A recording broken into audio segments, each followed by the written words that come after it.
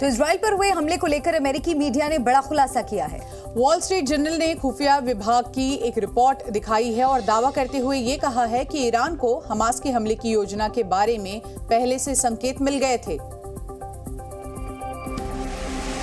Israel Hamas के बीच चल रहे युद्ध के बीच ईरान को लेकर बड़ा खुलासा हुआ है।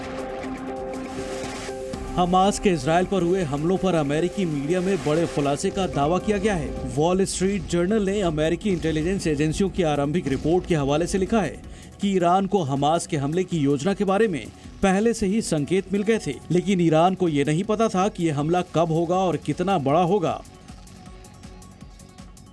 लेकिन ईरान इस बात को लगातार सिरे से खारिज करता आ रहा है। युद्ध के तीसरे दिन हमास के एक कमांडर ने भी कहा था कि इस हमले में ईरान का कोई हाथ नहीं है। इस हमले की साजिश हमास के टॉप 6 कमांडर्स ने बनाई थी और उन 6 कमांडर्स के अलावा किसी को भी इसकी जानकारी नहीं थी। इसके साथ ही हमास के कमांडर ने कहा था कि युद्ध लंबा चला तो ईरान हमास की मदद करेगा। अमेरिकी मीडिया के दावे और हमास कमांडर की बातों से लगता है कि कहीं न कहीं ईरान हमास के साथ इस साजिश में शामिल है। और देखिए, गाजा से फंसे लोगों को सुरक्षित निकालने की अमेरिकी कोशिशों को अब बड़ा झटका लगा है। मिस्र ने अमेरिकी नागरिकों के लिए मानवीय गलियारा बनाने के प्रस्ताव को ठुकरा दिया है। इजराइल हमास युद्ध की वजह से गाजा में फंसे लोगों को सुरक्षित निकालने के लिए बनाए जा रहे प्रस्ताव को एक बड़ा झटका लगा है। मिस्र ने गाजा से निकासी गलियारे के प्रस्ताव को खारिज कर दिया है। दरअसल अमेरिका फिलिस्तीनी नागरिकों के साथ साथ गाजा पट्टी में अमेरिकी नागरिकों के लिए एक मानवीय गलियारा बनाने की बात कर रहा था। अमेरिका चाहता था कि मिस्र के साथ बातचीत करके गाजा में फंसे लोगों को निकाल लिया जाए, जिससे युद्ध में होने वाली जनहानि को कम कर लिया जाए। लेकिन मिस्र ने गाजा से निकासी गलियारे के प्रस्ताव को खारिज कर दिया है। दरअसल गाजा पट्टी में ही हमास ने अपना ठिकाना बनाया है और इसी वजह से इजराइल की सेना लगातार गाजा पट्टी को अपना टारगेट बना रही है और वहां की बिजली खाना सप्लाई को पूरी तरह से बाधित कर दिया है। यूएन भी लगातार ये कह रहा है कि गाजा में बिजली सप्लाई को बहाल किया जाए, जिससे वहां रहने वाले लोगों को थोड़ी राहत मिल सके। इजराइल की सेना ने भी अब इस बात की पुष्टि कर दी है कि हमास के आतंकियों ने बच्चों के सर कलम किए थे। वहीं सोशल मीडिया साइट एक्स ने भी हमास पर बड़ा एक्शन लिया है। इजराइल हमास युद्ध के छठे दिन इजराइल के रक्षा मंत्रालय ने हमास की बर्बरता को लेकर बड़ा दावा किया है। इजराइल के रक्षा मंत्रालय ने इस बात की पुष्टि की है कि हमास के आतंकियों ने बच्चों के सिर कलम किए थे। इजराइल के रक्षा मंत्रालय का कहना है कि हमास की ऐसी बर्बर हरकत यकीन से परे है। evacuated from that kibbutz, including those of children and including those of babies. And we got very, very disturbing reports of that came from the ground that there were babies that had been beheaded. दूसरी तरफ Hamas को पूरी तरह से घेरने की तैयारी शुरू हो गई है। जंग के बीच सोशल मीडिया साइट एक्स ने बड़ा एक्शन लिया है। सोशल मीडिया साइट एक्स ने हमास के सैकड़ों एक्स सोशल मीडिया अकाउंट्स बंद कर दिए हैं। यूरोपीय कमीशन ने मेटा को भी हमास के सोशल मीडिया अकाउंट पर एक्शन लेने को कहा है। वहीं गाजा पट्टी के इलाकों में लगातार सायरन की आवाजें सुनने को मिल रही हैं।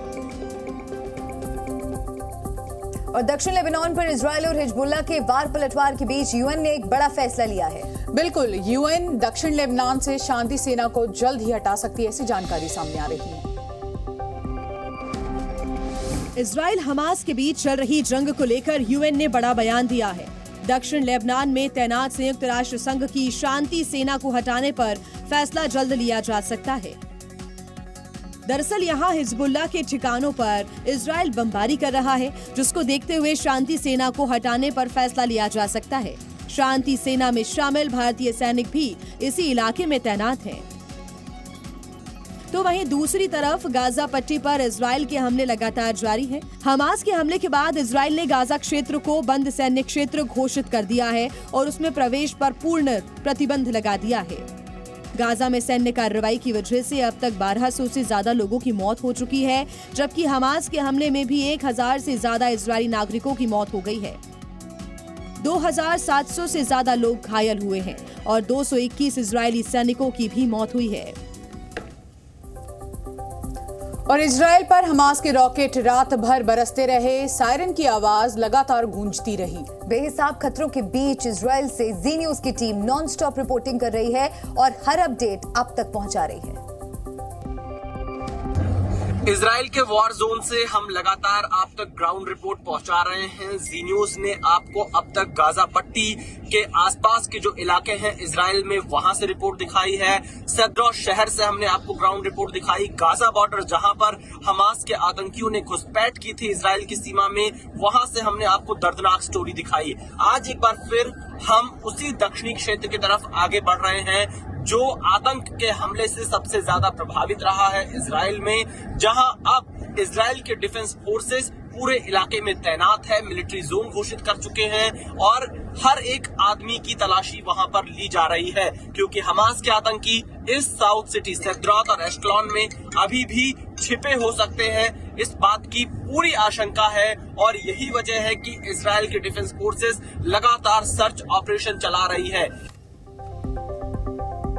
युद्ध के बीच हमास इजराइल से बंधकों की अदला बदली को लेकर कोई जल्दबाजी में नहीं है। वहीं हमास का दावा है कि इजराइल पर हमले में उसे ईरान या हिजबुल्ला से कोई मदद अब तक नहीं मिली है।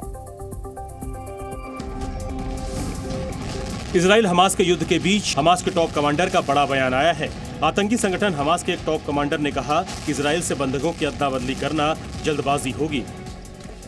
हमास के टॉप कमांडर इज्जत अल-रिशेक का कहना है कि इस मुद्दे पर तभी चर्चा करेंगे जब इजराइल की हमास के खिलाफ आक्रामकता खत्म हो जाएगी।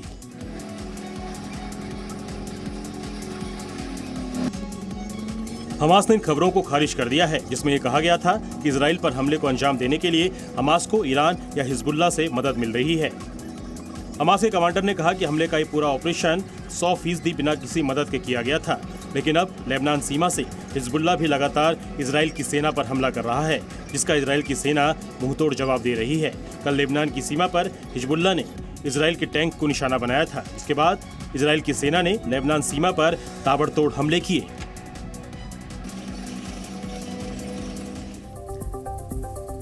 और हमास के हमले को लेकर यूएस की उपराष्ट्रपति कमला हैरिस ने कहा कि आतंकवाद बर्दाश्त नहीं किया जाएगा। बिल्कुल, साथ ही कमला हैरिस ने अमेरिकी नागरिकों की सुरक्षा को लेकर एक बड़ा बयान दिया और उन्होंने कहा कि अमेरिकी नागरिकों की सुरक्षा हमारी प्राथमिकता है।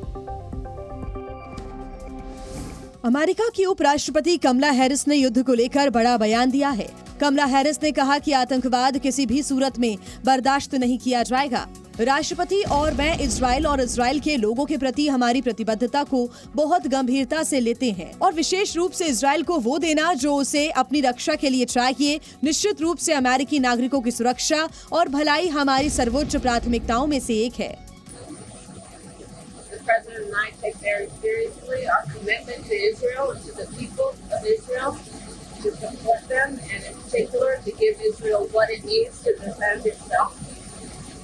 One of our highest priorities, of course, is the safety and well-being of American citizens, and that will continue to be one of our highest priorities. It is also critically important that, as we have been, we will stay in constant communication and contact with our allies, with our Israeli partners, with members of Congress. और युद्ध को लेकर रूस के राष्ट्रपति Putin ने कहा कि दोनों देशों को इस युद्ध से महिलाओं को दूर रखना चाहिए। साथ ही पुतिन ने कहा कि ये युद्ध बहुत क्रूर होता है।